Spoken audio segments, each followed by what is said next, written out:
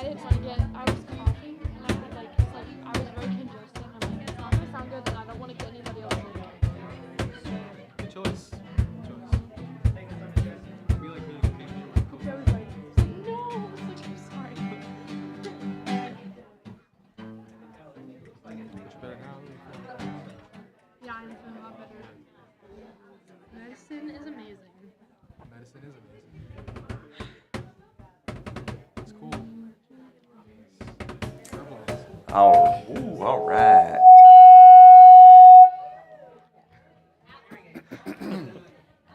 I still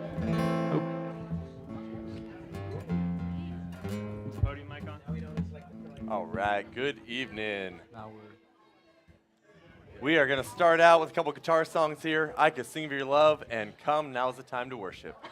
So if you'll stand and sing with us. Tim, can we get a little more Nick in the monitor? Mike.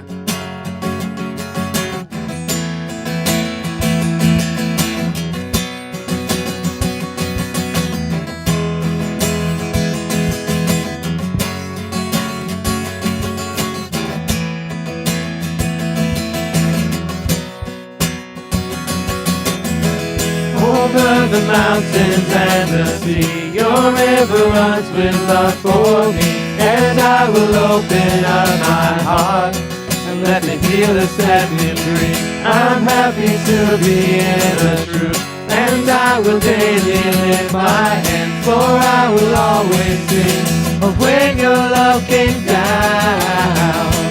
I can sing of your love forever.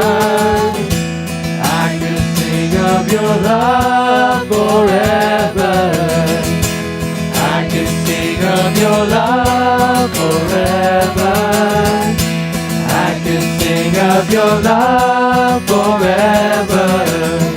Over the mountains and the sea, your river runs with love for me. And I will open up my heart and let the healer set me free. I'm happy to be in the truth, and I will daily lift my hands, for I will always sing of when your love came down. I can sing of your love forever. I can sing of your love forever. I can sing of your love forever. I can sing of your love forever. Oh, I feel like dancing. It's foolishness, I know, but when the world has seen the light, they will dance with joy like we're dancing now. I can sing of your love forever. I can sing of your love forever. I can sing of your love forever.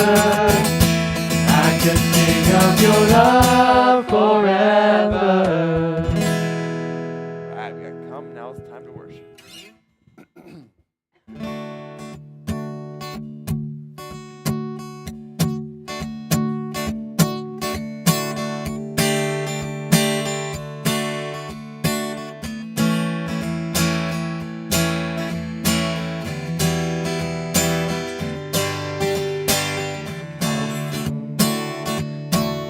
Now is the time to worship.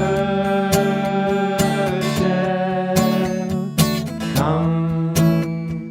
Now is the time to give your heart. Come, just as you are to worship.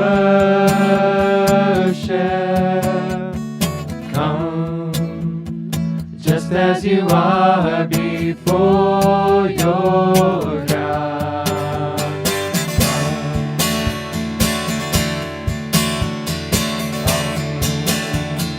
Now is the time to worship. Come, now is the time to give your heart. Come, just just as you are to worship. Come, just as you are before your God. Come. One day every tongue will confess you are God. One day every knee will bow. Still the greatest treasure remains for those who gladly choose you now. Come, now is the time to worship. Come, now is the time to give your heart. Come, just as you are to worship. Come, just as you are before your God. Come. Willingly we choose to surrender our lives. Willingly our knees will bow. With all our heart, soul, mind, and strength, we gladly choose you now. Come, now is the time to worship. Come, now is the time to give your heart. Come, just as you are to worship. Come, just as you are before your God.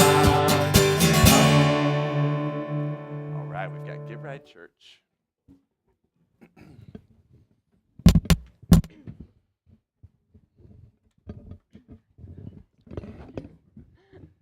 Women starts out this one.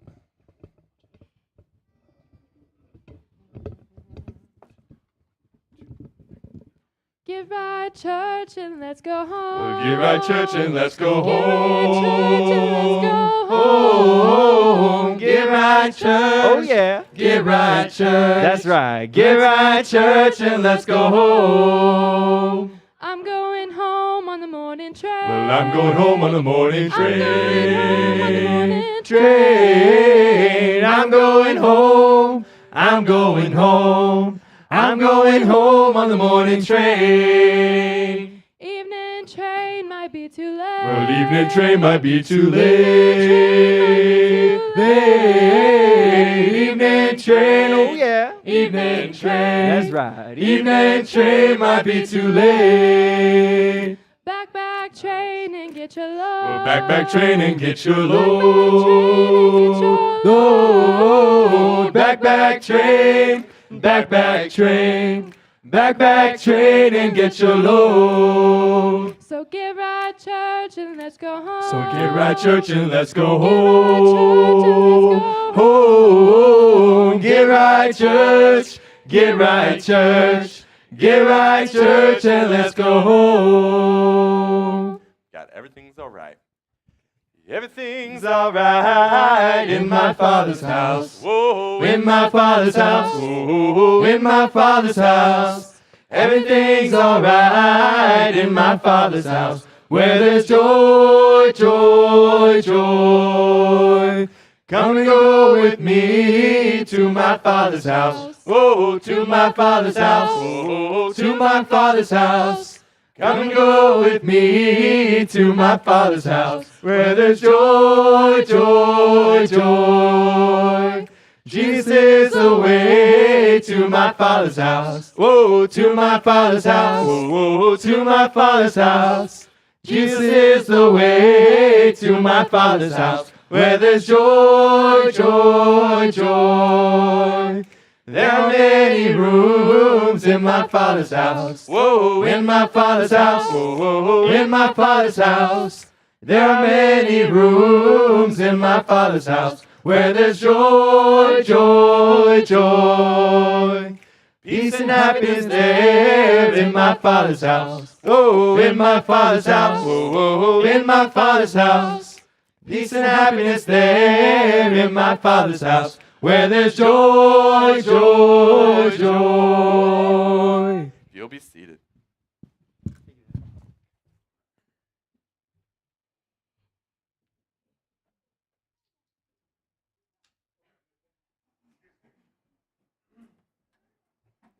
Good evening. Sorry. Okay. So we don't have many prayer requests today, but let's continue to keep praying for Rick Whitney, Peggy Winship, Dawn Stowers, Tom Matthias, Debbie Ninstill, and Stacy Kinney's mother, along with Nikolai's father and grandmother, and our prayers for their continuing treatment and healing. Just to reiterate, Encompass CrossWay Group will have their Bible studies every Sunday. They're still on the study of Big Feelings, and it'll be at 6 p.m. here in the cafe. This Friday, line dancing has been postponed. I haven't gotten word why, but the further date will be announced later. Continuing on, the youth group will be meeting in the Bradford's backyard for pumpkin relays. It'll be Sunday, October 22nd at 4:30 p.m. I believe that's this coming Sunday. It's a bring your own pumpkin thing, and there'll be a dinner and bonfire to follow. If you haven't RSVP, please let Jenny Kimber know how many people in your family will be coming. We're also will be promoting CrossWay at Redemptive Love Farm, and they're having their annual trunk or treat, or is it trial treat? Trial or treat. The Williams are going to decorate a booth to give out candy and promote CrossWay, giving out our fall festival postcards and other promotional materials. If you'd like to join them for an hour or more to interact with lots of kids, with families, and invite them to CrossWay, talk to Chris and Louisa. All you need to bring is a camp chair. If you are volunteering, you can park in the vendor's parking lot for free, and if you are going as a family for fun, you need to go to their website to purchase a parking pass and tickets for kid activities. And with our own fall festival, make sure you take postcards with you tonight and invite your friends and coworkers. If you haven't signed up yet, please go to our website homepage at crosswaytallahassee.org and scroll to the bottom until you see the fall festival postcard and sign up there to volunteer. It takes all of us to pull this off, so let's make sure we get those spots filled up. And continuing on, are there any birthdays tonight? Birthdays? Miss Lisa. Is Hallie too? Oh. Miss Lisa, how old are you turning? 60? Really? Wow. Hallie, how old are you turning? 4? Oh, yay. Okay, so we'll be singing Happy Birthday to Miss Lisa and Hallie tonight. Chris, you want to get us started? Happy birthday to you. Happy birthday to you. Happy birthday, Lisa and Hallie. Happy birthday.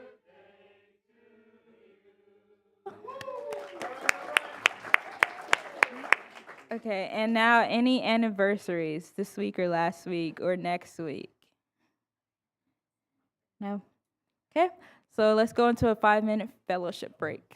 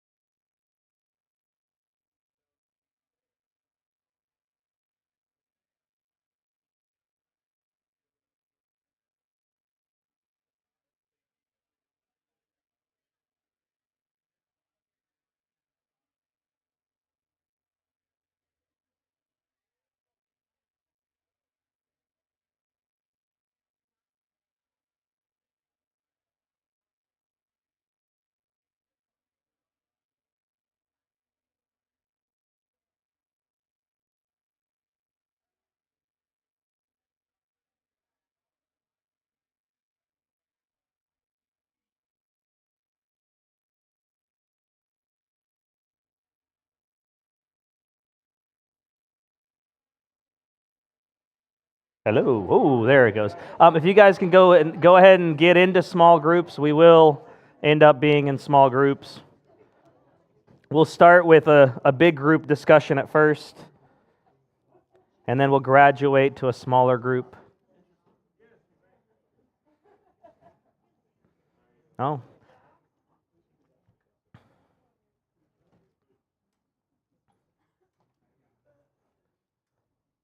Dun, dun, dun. So today, we are continuing a discussion on the screw tape letters. In this case, we're going to be talking about chapter 17 and chapter 18. For those that didn't do their homework and didn't read, hopefully everybody is super familiar with what we're talking about from the book. But to me, these chapters in a lot of ways can be kind of linked together a little bit in terms of their overarching themes in some capacity. And so the way I kind of saw this is these chapters discuss some ideas about desire, self-gratification, trying to seek what the flesh desires, those kinds of themes. And so the overarching idea around both of these chapters is in that capacity. So what I want to do is I want to start with a verse that kind of, to me, creates a little bit of a blanket to kind of start thinking from when we discuss more in detail each of these chapters. So Galatians 5, verse 13 is where we're going to start. Chapter 17 primarily talks about gluttony.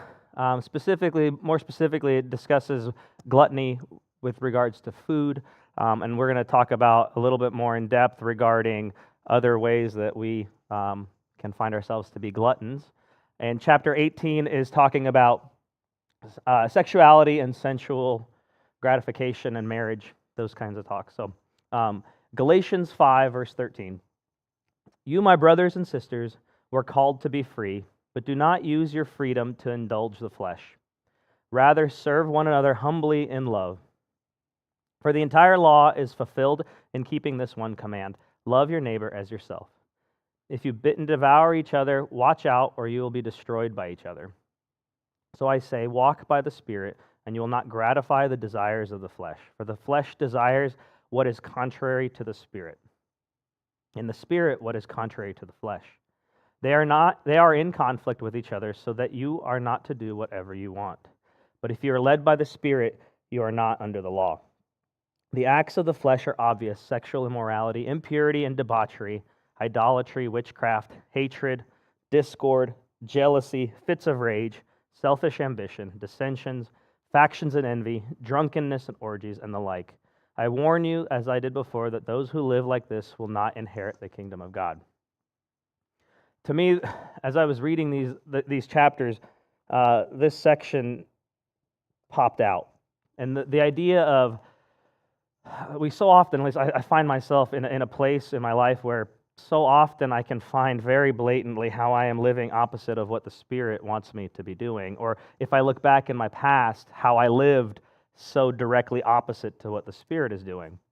And so this specific verse came to mind, and it just creates this kind of idea that we got to remind ourselves that we live in a place where it requires us to make a very intentional effort to oppose those desires and those directions, because it's very easy to find ourselves in a place where we want to do something completely opposite than what God wants us to do. We want to do something that's completely opposite than what the Spirit leads us to do.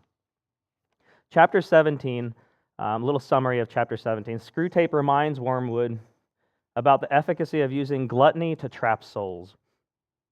They now focus on gluttony in two types of gluttony. One is gluttony of delicacy, and one is gluttony of excess. But specifically in this chapter, it's talking about how gluttony of delicacy is what the devil should be using to scoop up our souls. He specifically brings up the patient's mother, who has very specific requirements for her meals. She doesn't eat very much, and she wants, as an example, her toast to be toasted just right. You know, as I read this, I'm like, well, that's kind of silly. But when you think, we can think of so many examples probably in our lives potentially where we're like, you know, it needs to be this way. That's how I want it. That makes me happy. And those small portions had to be just right. And they discuss in this chapter how this trait of hers leads to her life unhappiness. The chapter then touches a little bit on the patient, and there's a lot of ways that I felt like I could go in this discussion. The ending of the chapter talks about attacking the patient specifically due to his vanity. So him feeling like he knows what is best, or he knows where the best restaurant is. So that's how you attack him to get him to go to a place of gluttony, of delicacy. So let's jump into Philippians 3, verse 13. Join together in following my example, brothers and sisters, and just as you have us as a model, keep your eyes on those who live as we do.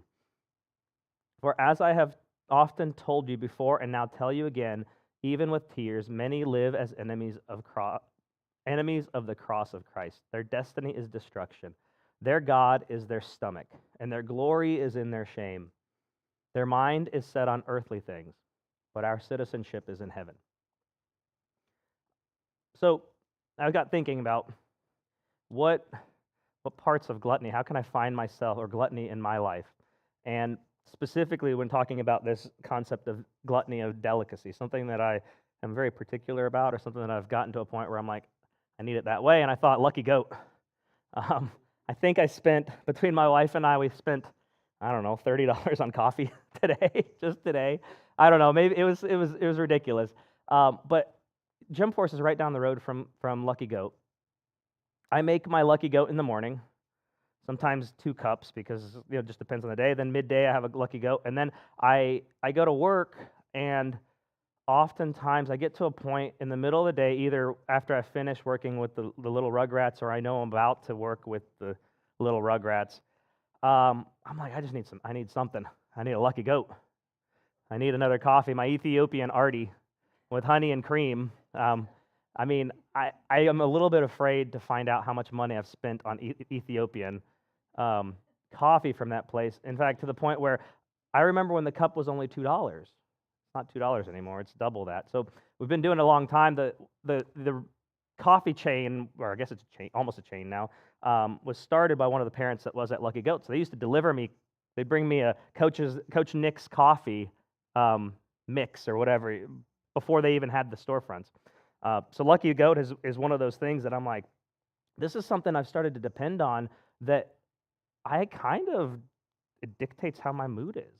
If I don't get my coffee at the right time, and in fact, if it's not the right kind of coffee, like if it's a basic Folgers in your cup, it just doesn't do the trick. When I'm at meets now, I look out for that. I try to find that fancy coffee, and it's totally ruined my desire for like regular coffee. So I thought of that when I was thinking, man, what gluttony? That's become a glutton when it comes to my coffee, and it does change what my attitude is and what I think about. There's a concept we can take this idea of gluttony and look at more worldly pursuits beyond food, right? And so things like social media likes, we talk about this, or reactions, or whatever they are, Snapchat, I don't know all the different social medias anymore, but there's a part of it where you post a picture on social media because you want a response. And if you don't get a response, potentially your attitude changes. That's especially true with the younger populations. Obviously most of us here most of us here have had kids that are adults, right? There's some of us that have younger kids where this is like a real thing we need to be looking out for as they grow, because it's in society. They have grown up with Facebook always, not even Facebook, they're beyond Facebook, with Snapchat, with Instagram, with who knows what else is out there.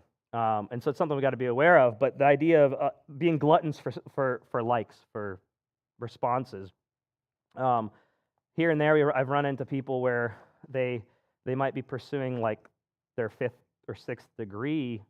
They're looking for education, or they want more information. I know that I have a tendency, and I use social media as maybe an excuse for this, but I like learning. And so for me, another aspect of maybe being somewhat gluttonous, I guess, is to know more, to understand more, to have to feel like I know more. Another thing that came to mind is more material. And so for those like Second Amendment fans, how many guns does somebody really need? 10. Apparently it's 10. 7. But the concept is true. I mean, in some regard, at some point, it's just a little bonkers. I'm a firearm owner, but I don't necessarily think I need 50 rifles.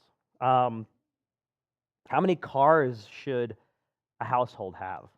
10. Apparently it's 10 again.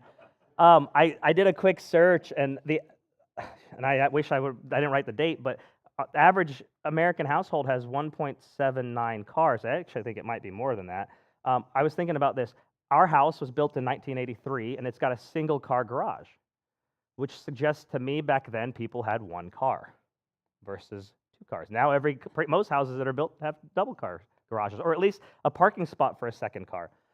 I know that growing up, my mom didn't learn to drive until she was 33 years old. It was when she moved to the U.S. that she learned to drive. We had one car for the family. We grew up, my family's apartment in Russia, note this is Soviet-era construction, but it was like 600 square feet for a family of 4. Like maybe even less than that, maybe 500 square feet. Our first apartment was literally one room, a kitchen, and a bathroom. And then our second apartment was, and Langley saw the second apartment when we visited. My cousin lives in it now. It's a kitchen, a living room, mixed use room, and a bedroom. So a 2-room apartment for a family of 4. And so then I think of our house now, like, man, we got 1,100 square feet. Our house is gigantic compared to that, but when you think about what the average household now that's being built is, our house is kind of tiny. And so we just put in a brand new shed to house all of our stuff, and it's like 50 years ago we didn't need a shed. Where have we gone wrong, right? Do you really need a 0-turn mower? They're fun to drive, they're super duper expensive, and they work really well, but I mean, most people that have a need for a lawnmower probably don't have a need for a 0-turn mower, but that's the Cadillac of lawnmowers. Or women, so I just talked about the men's stuff. Women, how many shoes do you really need? Amen. 10. It's 10. That's the answer. No, but that's an example, something that, like, it's very easy to want to scoop up and say, we need more of this, or I like this, or it's something I collect. Do we really need it? Or pairs of yoga pants, those of you that love having comfortable pants. So obviously, we kind of look at it and we laugh at it, but the reality is when we think about these worldly material things, that's very easily described as gluttony. And Proverbs 23, verse 4, do not wear yourselves out to get rich. Do not trust your own cleverness. Cast but a glance at riches, and they are gone. For they will surely sprout wings and fly off to the sky like an eagle. If we stop and think about all this stuff and all these things and these luxuries, and we know that it doesn't last, we know what's important, but it's so easy to not focus on that and focus on the fact that we want it. When in reality, we can be investing in relationships, we can be giving our time, we can be giving our finances to people that might need it more. You look at, if you feel like you're not very wealthy in this country, compare yourself to the rest of the world. And we're extremely wealthy, I think, my family in Russia, they're not poor. They're middle class, but the average income is $500 or $600 a month. Like, that's nowhere near enough here. I get that. But put it into perspective. That's one of the reasons I like traveling a lot and seeing different cultures. I wish I could do it more often, but it's one of those examples is seeing different populations, and it puts things into perspective on what's important. Those of you that know, maybe years back, Ngoni Makusha, he was a track star here, and he's from Zimbabwe. He didn't, if I remember correctly, he ended up being a NCAA 100-meter record holder for a decade or so. He ended up winning 2011 Worlds. Is that right, Austin? 2011 Worlds in long jump. But he didn't have a pair of track shoes until he was like in high school or something. And so when he came, we were talking one day, I remember this, and he was like, I feel bad for Americans because they don't understand, they don't get what's important. We don't see what's important in our life. We get tied up into this gluttonous attitude with material things. So I have a discussion question initially as a whole group, and this is going to be open to everybody. What is the difference between gluttony of excess and gluttony of delicacy? And if you have examples of each, if you could just throw them out. Gluttony of, so things, having a desire to have more of a lot of different things, or having a very specific desire for something that's really important, or of a specific brand or a specific caliber. What are some of those things that we run into in our life, maybe? Or how would you describe another way of differentiating those two? Golf clubs. Okay, there's an example. Yep. Golf clubs, both. Any other things we might come into life with? This is purely to stimulate some discussion. So help me out here. Let's stimulate some discussion. Fishing rods. Yeah, that's a good one. How about on the delicacy side? Well, actually, I guess it's both for those two. You got to have the specific rod and reel combo, right? Back there. I agree. Air conditioning. Air conditioning is a delicacy. Most of the world doesn't live in even if they live in a place where they could definitely use it, they may not have it. Caroline? Vacations. We'll go clothing. John? Oh, Milwaukee. I've decided that Milwaukee is a little too upscale, so I go with the one step down. I typically get Ryobi is the bottom tier, right? Rigid. I go with the rigid. That's middle of the pack. But that's a really good example. That was one that came to mind for me too, because I do 100% have a desire to buy the nice thing. We were talking about this. I've got a lot of deer coming to my tree stand right now. I've got a climber that I'm going to put over there. I've got a tree stand that works great, but I want to get a feeder, because right now I've just been going out there and I have like a gravity PVC pipe I've been using, and there are way too many deer that I'm feeding to be using that. I need something more fancy. So I'm like looking at this, I'm like, Langley, I want to buy a feeder. And I'm like, but I don't want to buy the $100 one because it's going to break. So maybe I need like the $600 to $700 one. And she's like, yeah, that's what I thought you were going to say $1,000. I said, all right, great. But there's a full scale of that. And so I have a tendency to go this direction. I'm like, all right, what do I want to get? Something that's super expensive. That's where my go-to is, yes. Cell phones is a good one. Because you have to have the iPhone 15. Okay, that's good. In the small groups, here's what I want. Here's a question. In small groups, which types of gluttony do you tend to succumb to? And in what way does it pull you away from God? So those are the two questions that I would like to discuss in small groups. Which types of gluttony do you tend to succumb to? More along the lines of having more of things, or more along the lines of things that are particular. You have to have your particular things. And how does that attitude, or that gluttonous attitude, or gluttony, how does that pull you away from what you should be doing or what God wants from you? So those are the two questions. We'll take a few minutes and then we'll come back together.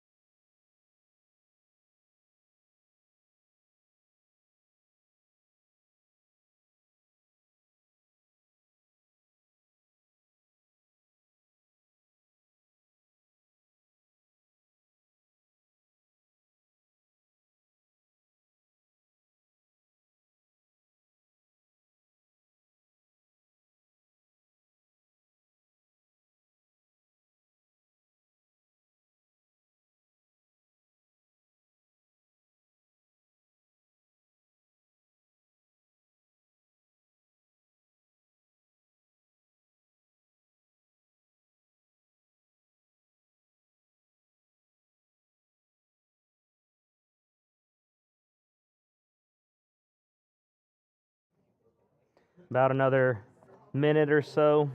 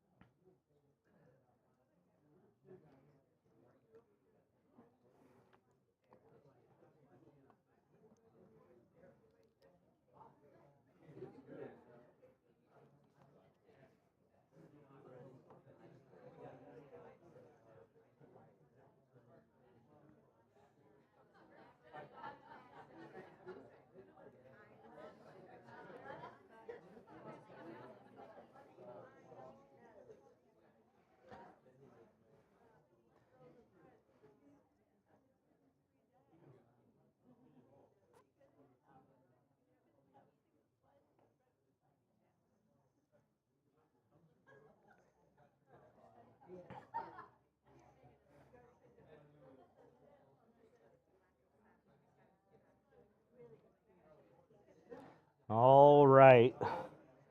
Let's bring it back in here. So, what I'd love to do is if there's anybody that's just dying to share an answer to this, which of these types of gluttony do you tend to succumb to? And then specifically, I'm more probably curious about the second part. How does that pull you away from God? Does anybody want to share? Anybody in any group? Got to volunteer. Even speaking as someone who tends to be thrifty, quote unquote, when buying things for fun or entertainment, you can fall into the mindset of, oh, that movie or that game or board game or card game, like, I know I want to play it and it's on sale. It's like $5 and it's normally like 20 or 30, and you think you're being thrifty, but it kind of gets to a point of, first of all, like, do I look at what I already have? Do I need more? And then the time investment, you get so much piled up, you can get pulled away to the attentions of your entertainment to the expense of your time with God. So a distraction, having something when you start piling things up, it's a distraction from the time you should otherwise maybe spend with God. So it's a good answer. 1 Corinthians verse 10, 13. No temptation has overtaken you except what is common to mankind, and God is faithful. He will not let you be tempted beyond what you can bear, but when you are tempted, He will also provide a way out so you can endure it.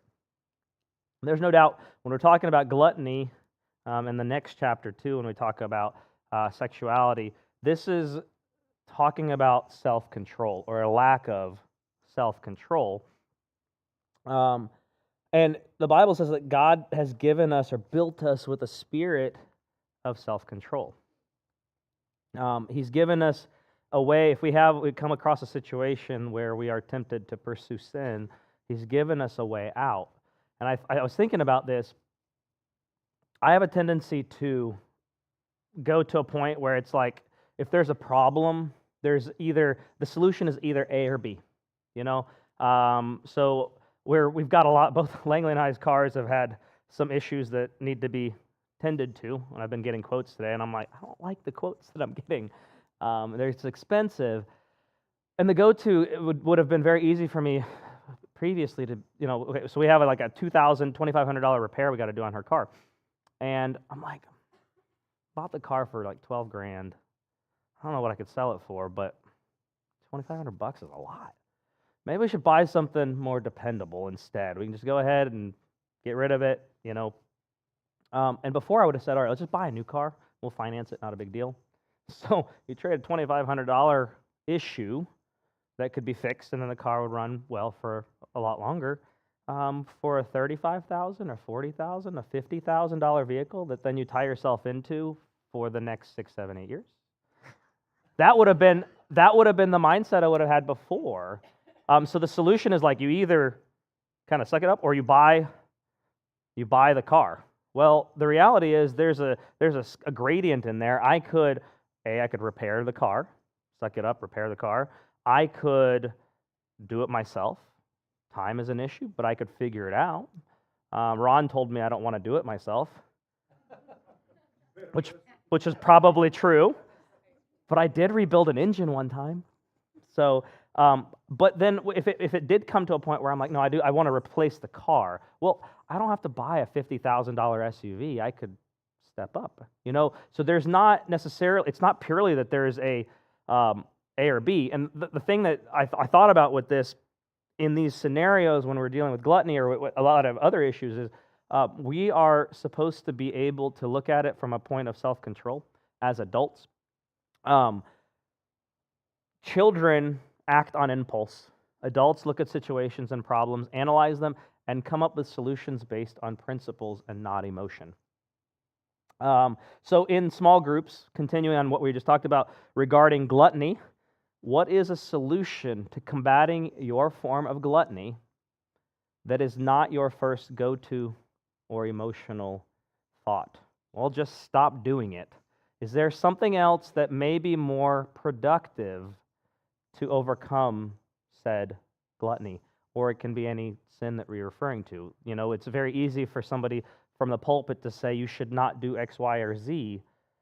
Well, I should not do X, Y, or Z. Well, there's a lot of solutions to some of this stuff that may require more creative thinking to be able to overcome it. So and you can discuss that a little bit in small groups.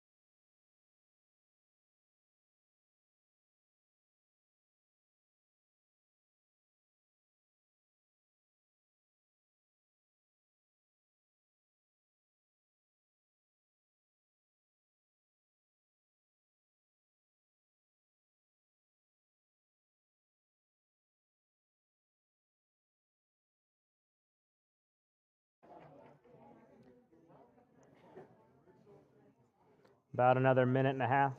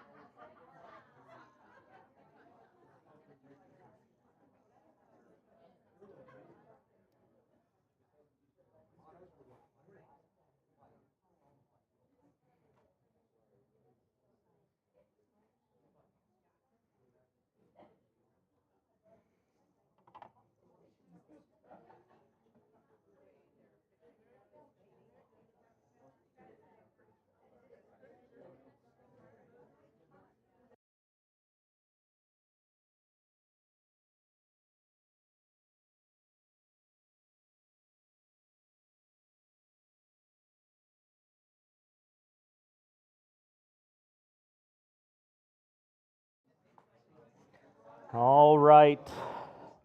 Let's bring it back. Let's bring it back. So, hopefully you guys have had some good discussion on that front. We're not going to do a open commentary on that to the whole group because the really important chapter is 18, and we're going to jump into that. So chapter 18 specifically talks about love and marriage and sexuality, and so they're talking about how these concepts surrounding sexuality and marriage, how ideas about marriage are ways that Satan is able to pull us, grab us, and take us to ruin. Now, before we get going into this, I do want to kind of say a caveat, I suppose. I understand that a lot of people have different backgrounds, different, specifically marriage backgrounds. Different people have been divorced and remarried. And when we're talking about these kinds of things, the point of it isn't to poke or point out somebody's flaws or God wants us in this, what He wants to see in marriage, and how He wants us to see us with sexuality or with sex in general. So I want to preface before we get into it. So there's a quote, and I don't think I put it up there, but I'm going to read it. I don't think I included it. Maybe I did include it. From the book. The enemy's demand on humans takes the form of a dilemma, either complete abstinence or unmitigated monogamy. Ever since our fathers' first great victory, we have rendered the former very difficult to them. The latter, for the last few centuries, we have been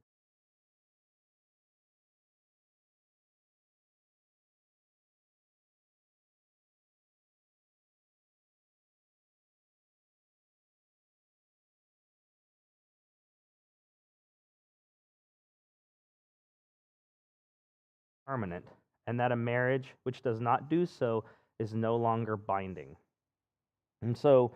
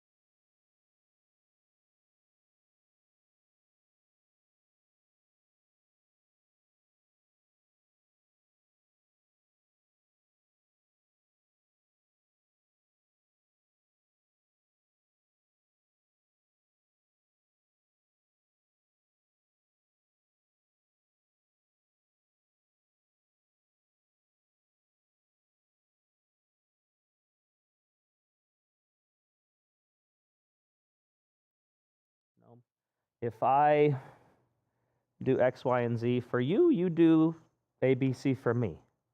And then everybody's happy and everything is wonderful.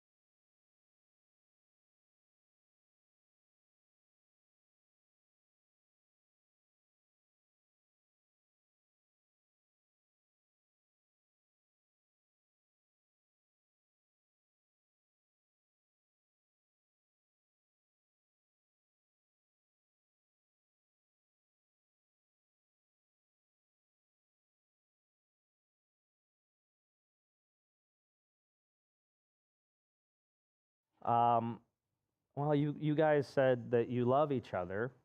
You should get married because because maybe now you can have sex, or you have had sex already and you love each other, therefore you should be married. And that's not how marriage works. Marriage is a place where you're literally binding two lives, two souls together. And it's a very, prior to getting married and living, which we're still young in this, we're 5.5 years in, but prior to being married and experiencing a binding of two souls, this was really hard for me to grasp, I think, or to understand the importance of what these different teachings are.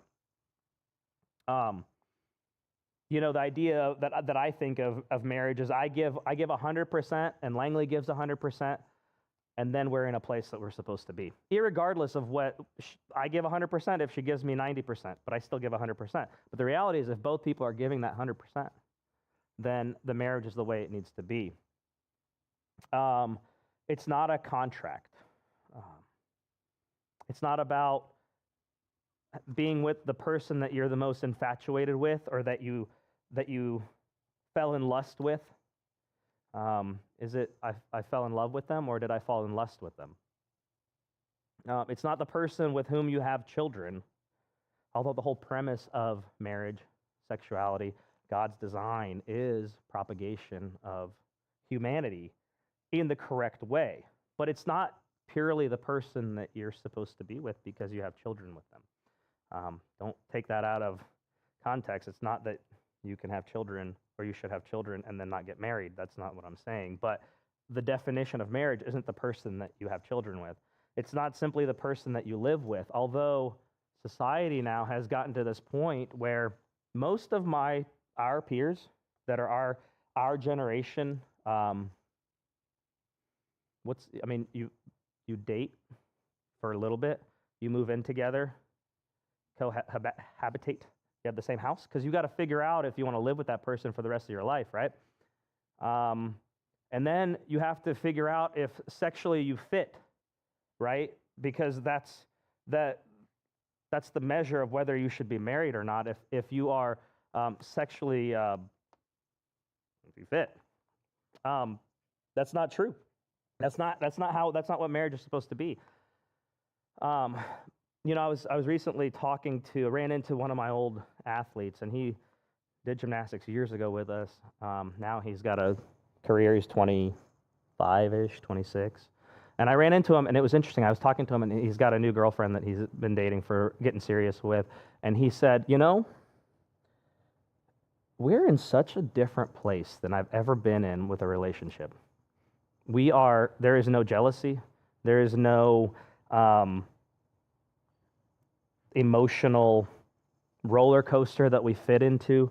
He's like, it's really wonderful. Like, we have conversations and we talk and we discuss life. And by all accounts, from what I understand and based on his convictions, I assume that he's also sticking to an abstinent life where they're not having sex before they get married. But I could see this relationship steering towards marriage.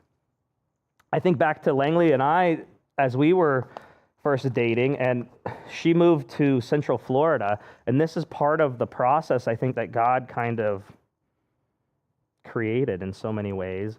In I know 100% I would have messed it up if she was here. And so we had this opportunity where we dated long distance for a year and a half. I would visit down there, and I would stay with people from the church down there, Sue and Dennis and Sue, or what was the other younger couple? Greg and Devin and Greg. And so I stayed with a couple different people that way, and there were a few times I went down there or when she was up here. Like, what we did was we created a conviction around our relationship, and we were able to grow and learn and develop on a much deeper level that wasn't superficial and just simply based on physical attraction. And so I see this based on this conversation I had with this athlete. I was like, man, that may be where they're headed, maybe not. But it was kind of an encouraging thing to see him mature that way.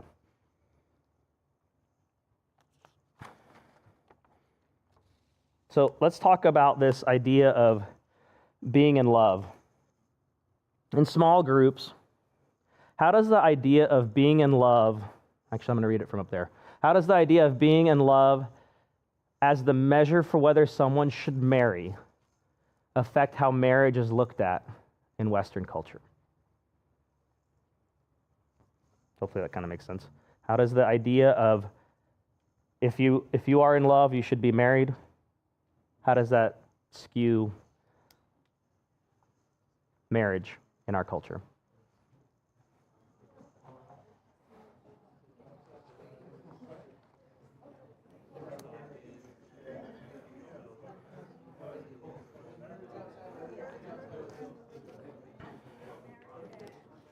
And we'll try to be quick because I've got too much information.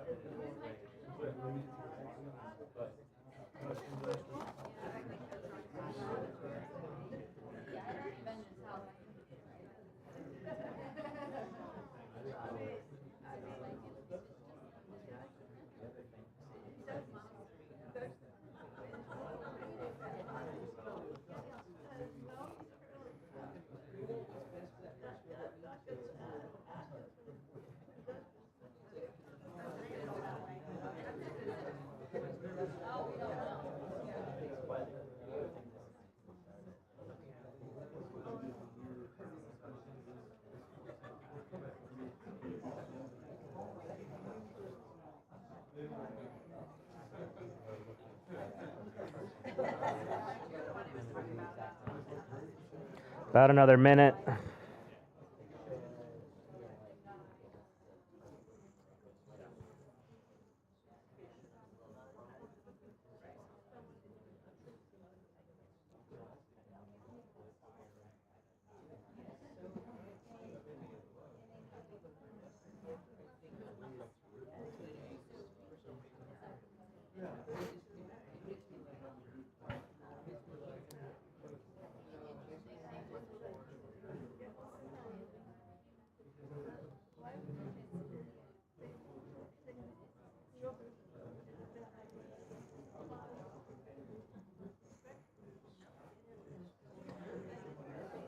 All right, go ahead and wrap up your ideas.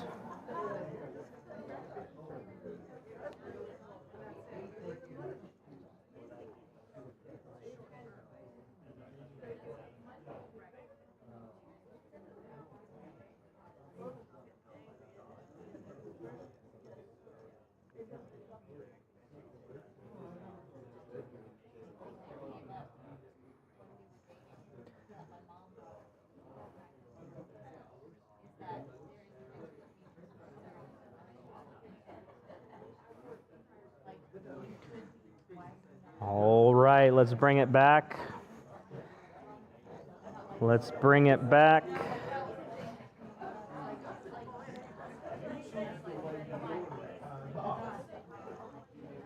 So, obviously, this is something that I wish we had more time, because I'm going to have to cut everything a little bit short here, so we're going to try to run through it a little bit quicker. But 1 Corinthians 13, verse 4 gives us a description of love. Love is patient, love is kind, it does not envy, it does not boast, it is not proud, it does not dishonor others, it is not self-seeking, it is not easily angered, it keeps no record of wrongs. Love does not delight in evil, but rejoices with the truth. It always protects, always trusts, always hopes, and always perseveres. This verse can be used as a measuring stick for this idea of whether or not you're in love, or if it's a direction that you should be headed towards marriage. If it's missing these concepts, you're probably in lust instead of in love. And it's something to evaluate. Screwtape mentions this dilemma of complete abstinence or unmitigated monogamy, either no sex or only within marriage. And without a doubt, God made sex pleasurable and enjoyable on purpose. In the proper context is the whole point. It leads to deeper connection with your partner, to proper sensual gratification. There's hormones that release that literally bring you closer together. Emotionally, it's a deeper dependence on your spouse. And in the wrong context, it does the exact opposite. It perverts and distorts the relationship. It creates this situation where you think you're doing the right thing emotionally, but your physical actions lead to the wrong emotional connection, and you're using all this energy on a person that is not supposed to be who you're with. You're not treating them with the way that 1 Corinthians 13 describes you should be treating them, as somebody you love.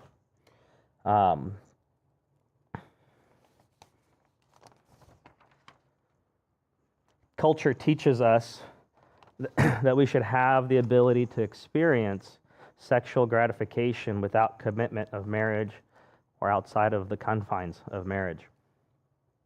Like I mentioned earlier, it's very, very common. I hear this a lot. You guys hear it a lot too, I'm sure, that you have to see if you're sexually compatible before you tie the knot. That's not biblical. That's totally being a focus on physical and basically no other aspect of the other person. I think of our relationship with Langley, how we developed, and one of the things I can think back to is in prior impure relationships that I had, there were red flags that would come up. I can picture red flag, but you're like, nah, it's okay. And the reality is it's not okay. In a situation where you go through the process, the dating courtship process, in a pure way, what happens is when there's no red flags, there's no red flags. When there's red flags, you say, oh, that's not the place I need to be. And that's in my own personal life. I can attest to that. That was previous relationships where I was not pure in that, and it made me blind to things that I otherwise would be. Now I look back, I'm like, what in the world was I thinking? And I think a lot of you guys can relate to that.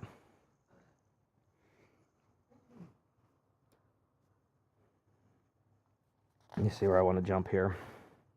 So we're going to wrap it up.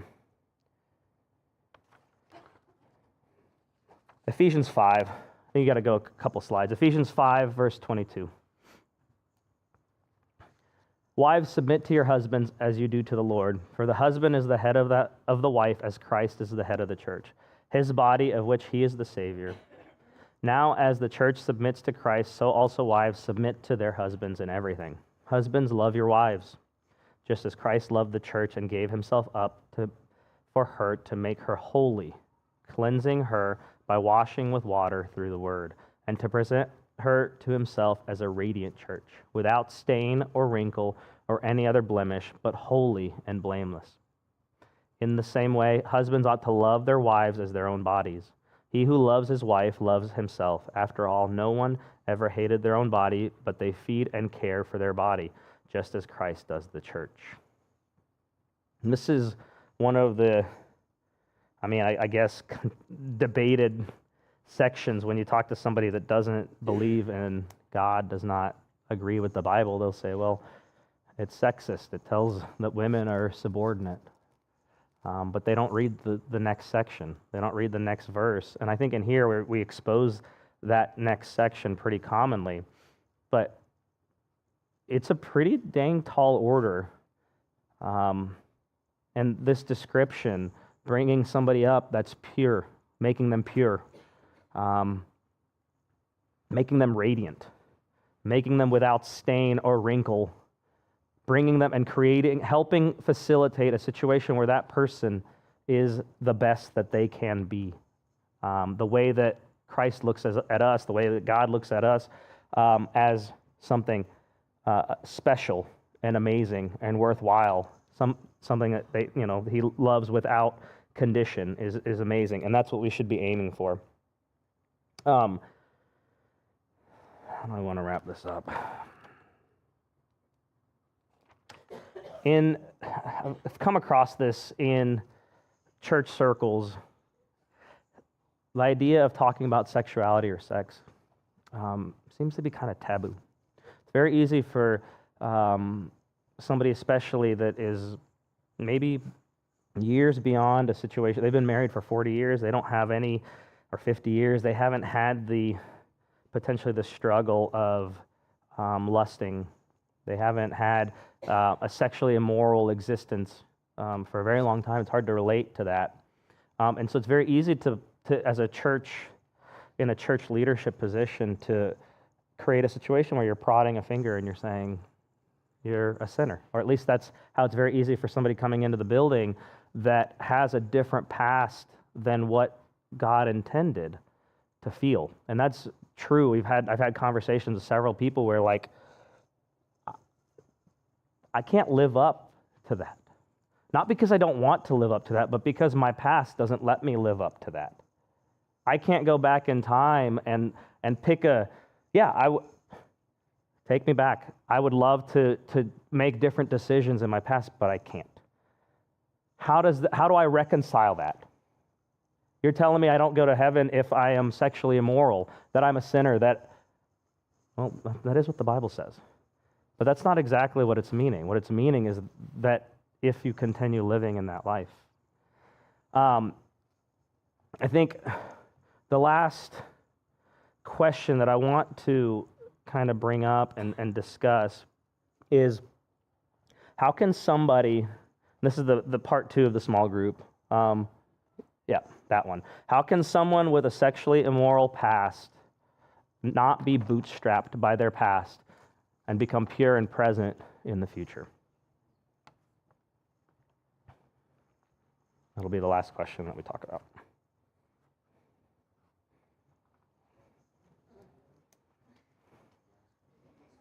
Does that make sense? How can somebody who has a sexually immoral past come to terms with it to become what God wants them to be? Another way of putting that.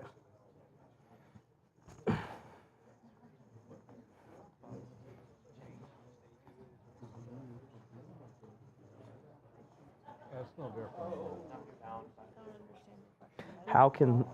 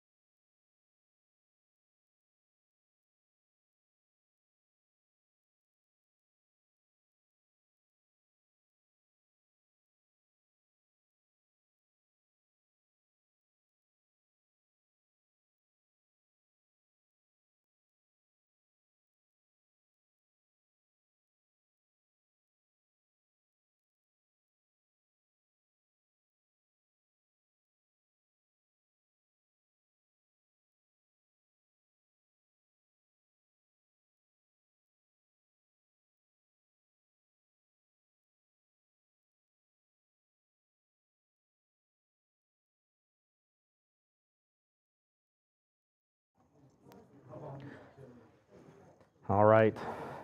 And I realize there's probably a lot of conversation. There's a lot of discussion that can go into this. I wish I was more efficient at bringing all this together, but there's just a lot of information and stuff we need to talk about. But one of the things that comes to mind when we bring up this chapter and sexuality in general is if we don't talk about it as a church body, if we don't promote the teachings on it to the younger people, to the younger Christians, society will. It's very easy to put ourselves in a place where, well, that's a challenging topic for us to discuss, or it feels awkward to say sex from the pulpit. But that's humanity, that's life. We can't ignore that. And if we ignore it, we're doing a disservice to ourselves as Christians, and we're doing a disservice to people that want to pursue that life. I want to wrap up with Galatians chapter 2, Galatians 2, verse 20. I don't have it on here, so I'm going to have to read it off of here. I have been crucified with Christ and no longer live, but Christ lives in me. The life I now live in the body, I live by faith in the Son of God, who loved me and gave himself for me. I do not set aside the grace of God, for if righteousness could be gained through the law, Christ died for nothing. We were talking, there's not a pure answer to that question. It's a challenging question to answer. There's a lot of ways you can approach it. But without a doubt, one of the paths we go to is there's an understanding of what grace is, and understanding that when you commit your life to Christ and you become baptized, that you are a different person. You're no longer bound by your past in God's eyes. God sees us as something different. If sexual immorality, sexual sin in your past is what's bogging you down, is bootstrapping you, know that is where you need to head. Work on looking at God's grace, study out God's grace, or if you know somebody that's bound and tied up in that and they have a hard time stepping into churches because that is what is being pressed onto them, that they are sinners and they're not pure and therefore they cannot be children of God, point those people in the direction of grace. Point them into the direction of understanding who God is, what he did. The whole premise of why he died is to bear our sins and give us freedom. So with that, hopefully the last little bit here wasn't too piecemealed, but I appreciate you guys participating. Feel free to talk, but I'll get yelled at if I push this too much farther, so thank you guys.